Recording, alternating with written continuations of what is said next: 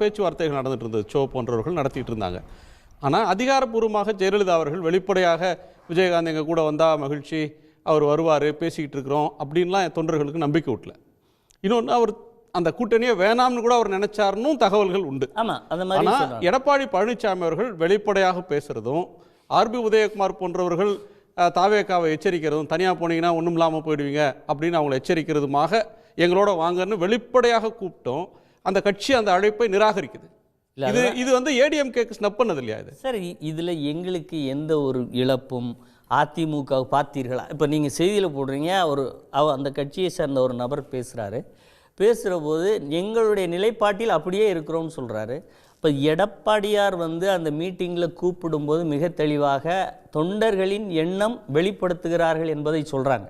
அதை வந்து ஆர்பி உதயகுமார் அவர்கள் இது போன்று ஒரு புதிய கட்சி சார், ஒன்றும் இல்லை சார், ஒரு தேர்தல் மக்கள் சந்திப்பு பயணத்தில் இவ்வளோ பெரிய இழப்புகள், அந்த இழப்புகளை ஒரு அரசின் மீது சரியான பாதுகாப்பு எங்களுக்கு வழங்கவில்லை என்று பல நேரங்களில் அரசு இப்படித்தான் இருக்கிறது, கட்சி தன்னை கட்டமைத்து கொண்டும் சில பணிகளை செய்ய வேண்டும் என்று திமுக தொடர்ந்து விஜயை குற்றம் சாட்டி கொண்டிருந்தது. ஆனால் அண்ணன் பேசும்போது விஜயை யாரும் குற்றமே சாட்டவில்லை என்று சொன்னார். எங்களுடைய அப்ரோச் விஜய்யுடைய கட்சியை பொறுத்த வரைக்கும் நாங்கள் பிரதான எதிர்க்கட்சியாக இந்த தமிழகத்தில் யார் பாதிக்கப்பட்டாலும் அவர்கள் அருகிலே நின்று குரல் கொடுக்க வேண்டியது எங்களுடைய கடமை. ஒன்று. கூட்டணி பற்றி பேசுனீங்க, நான் அந்த புள்ளிக்கு வந்துடுறேன். அப்போ அதில் வந்து பப்ளிக்காக இவர் அப்படி சொன்னார்னா, அண்ணன் நாஞ்சில் அண்ணன் சொல்லும்போது ஒருத்தர் சொன்னார், எடப்பாடியார் வந்து அதிமுக தொண்டனின் கையில் கொடியை கொடுத்தார் விசிக. அது வந்து அப்பட்டமான தவறு. அது சமூக வலைத்தளங்களில் சித்தரிக்கப்பட்ட ஒரு கேலியை ஒழிய அதில் எந்த அளவு உண்மையும் இல்லை.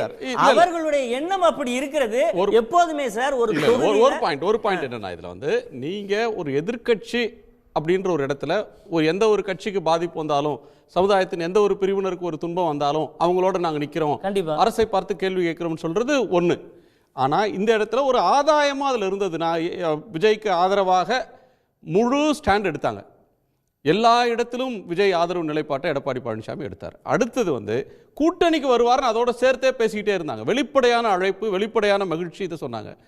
அந்த துயரத்தை பயன்படுத்தி, அவருக்கு இருக்கிற நெருக்கடியை பயன்படுத்தி, அவர் ஒரு ஆளுங்கட்சியோ மற்றவர்களோ விமர்சிக்கக்கூடிய ஒரு நேரத்தில் அவருடைய நெருக்கடியில் லாபம் பார்க்கறதுக்கு, ஆதாயம் தேடுறதுக்கு ஏடிஎம்கே முயற்சி பண்ணது. அப்படி ஒரு சிறிதளவு கடுகளவு எண்ணம் கூட அதிமுகவுக்கு கிடையாது. நீங்களே முதல்ல சொன்னீங்க, விஜய் கட்சி ஆரம்பித்ததிலிருந்து அவருக்கு ஆதரவு நிலைப்பாட்டை எடுத்தார்னு சொல்றீங்க. கட்சி ஆரம்பிச்சதுல இருந்து இல்ல சார், எப்போதுமே இந்த குறிப்பிட்ட சம்பவத்தில் நாங்கள் சார், அதிமுக எதிர்கட்சி, தமிழகத்தை அதிகப்படியான ஆண்ட கட்சி என்றால் எங்களுடைய விமர்சனமும் எதிர்ப்பும் அன்றைக்கு ஆட்சியில் இருப்பவர்களை நோக்கித்தான் இருக்குமே ஒழிய புதிதாக கட்சி தொடங்கி வருகிறவர்களை என்ன சொல்லி விமர்சிக்க வேண்டும்? அது அவர்களுடைய செயல்பாடுகள் ஆட்சி அதிகாரத்துக்கு வரணும். அந்த அடிப்படையில் அவங்க உங்களை விமர்சிக்கிறாங்க. அதே அந்த சம்பவம் நடந்த நாள்ல கரூர் கூட்டத்துக்கு முன்னாடி நடந்த நாமக்கல் நிகழ்ச்சியில அதிமுக விமர்சிக்கிறார்.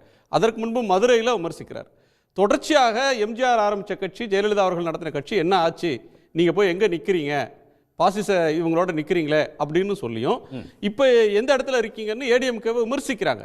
அந்த விமர்சனத்துக்கு பிறகும் நீங்க எப்படியாவது எங்களோட கூட்டணிக்கு வாங்கன்றீங்க, உங்க கூட்டணி அழைப்பை நிராகரிக்கிறாங்க. இல்ல, இது வந்து நீங்க விமர்சனம் அப்படின்னு சொன்னீங்கன்னா, இந்த விமர்சனத்தை திமுகவும் சரி அதிமுகவும் சரி எந்த அளவில் பார்க்கும் என்று சொன்னால், பிஜேபியோடு சேருகிற கூட்டணி கொள்கை கூட்டணி அல்ல.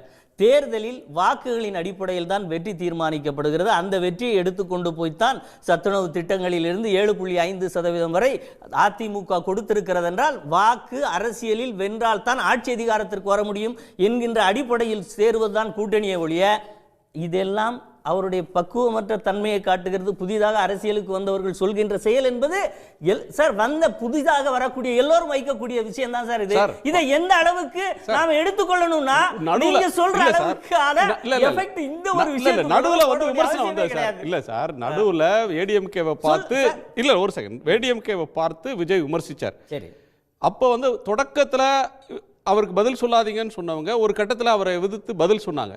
நீங்க எம்ஜிஆர் கிடையாது, நீங்க அரசியல்ல கத்துக்குட்டி, நீங்க ஒன்னும் அப்படின்லாம் திரும்ப விமர்சனம் பண்ணாங்க. அது உண்மைதான். இப்போ நாஞ்சில் சம்பத் அந்த விமர்சனத்துக்கு பிறகு, இது எல்லாமே அந்த கரூர் சம்பவத்துக்கு பிறகு எப்படியாவது அவரை வளைச்சு போட்டுற முடியுமா, இந்த நெருக்கடியை பயன்படுத்தி கூட்டணிக்குள்ள கொண்டு வந்துட முடியுமான்னு பண்ண ஒரு முயற்சியே இன்னைக்கு அவங்க இல்லைன்னு. தவறு தவறு தவறு. அதாவது இந்த கரூர் சம்பவத்தை வைத்து வளைத்து போட வேண்டிய அப்படி ஒரு ஈனத்தனமான அரசியலை அதிமுக எந்த காலத்திலும் பிண அரசியலை கையில் தொட்டது கிடையாது. வெளிப்படையா 30 நாள் அதானே சார் நடந்தது. 30 நாள் ஏடிஎம்கே தலைவர்கள் என்னென்னலாம் பேசினாங்க பாருங்க. பாதிக்கப்பட்டவர்களின் அருகிலே இருந்தது அதிமுகவினுடைய தார்மீக எதிர்க்கட்சி பொறுப்பு. நீங்க இல்ல இதுல கூட்டணி எங்க இருக்கு? கூட்டணி கிடைக்கல. அதுதான் நான் கேக்குறேன். 41 பேர் வீட்டுக்கு எடப்பாடி பழனிசாமி அவர்கள் போனாலோ அல்லது அந்த சம்பவத்துல வந்து தார்மீக ஆதரவை கொடுத்து கொண்டிருந்தாலோ அது வேற இஷ்யூ பேஸ்ட் ஒரு ஸ்டாண்ட்.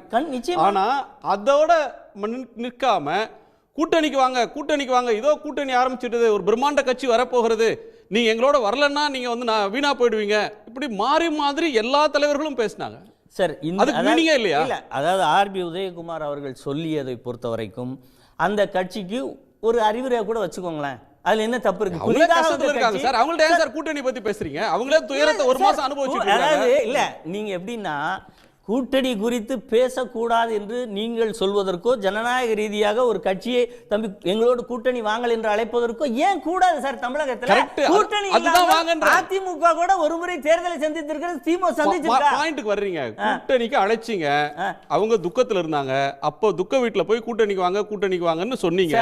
அவங்க முடியாது சார், துக்கம் முடிஞ்சதும் முடியாது சார். துக்கத்தில் இருக்கும்போது கூட்டணிங்கிறது தவறான, மிக மிக தவறானது.